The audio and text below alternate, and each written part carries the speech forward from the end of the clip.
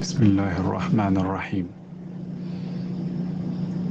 ایسی رنگ دو پیا کہ رنگ ہی نہ چھوٹے، دھوبیا دھوئی چاہے ساری عمریا۔ مسلم شریف میں ہے کہ ایک بار لشکر اسلام ایک جنگل میں پیاسا تھا۔ اسی دوران کسی کافر کا ایک حبشی غلام پانی کے مشکیزیں اونٹ پر لادے ہوئے اپنے مولا کے پاس جا رہا تھا۔ آپ صلی اللہ علیہ وسلم نے حکم دیا کہ اس کی مشکیزوں سے سارے لشکر کو پانی پلا دیا جائے۔ ایسا ہی کیا گیا، یہاں تک کہ تمام لشکر کے مشکیزیں بھی آپ صلی اللہ علیہ وسلم کے حکم سے بھر دیے گئے۔ لیکن غلام کا پانی اتنا ہی رہا۔ نبی کریم صلی اللہ علیہ وسلم نے اس کالے حبشی غلام کو سینے سے لگایا اور فرمایا، جا۔ آپ صلی اللہ علیہ وسلم کے سینے سے الگ ہوتے ہی آن میں نہ جانے آپ صلی اللہ علیہ وسلم نے اسے کیا دے دیا کہ وہ نہایت حسین و جمیل خوبصورت جوان ہو گیا۔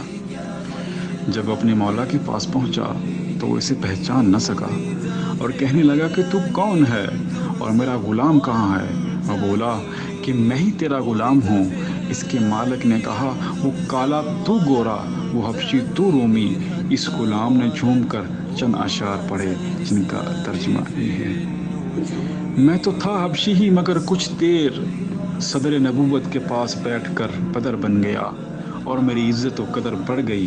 اس نبی کے پاس اللہ کے رنگ کی ایک کارڈ تھی جس میں غوطہ دے کر رنگ بناتا تھا اور برنگوں کو رنگ برنگا، کہ اس کارڈ کے رنگ سے کوئی صدیق بن گیا تو کوئی فاروق تو کوئی شیر علی بن گیا۔ اللہ سے دعا ہے کہ وہ ہم گناہ گاروں پر بھی پیارے نبی صلی اللہ علیہ وسلم کے ذریعے ایمان کی خوبصورتی کا رنگ ڈال دے، آمین یا رب العالمین۔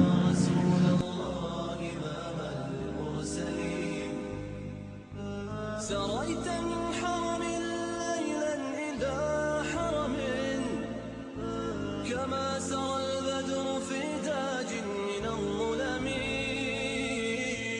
سريت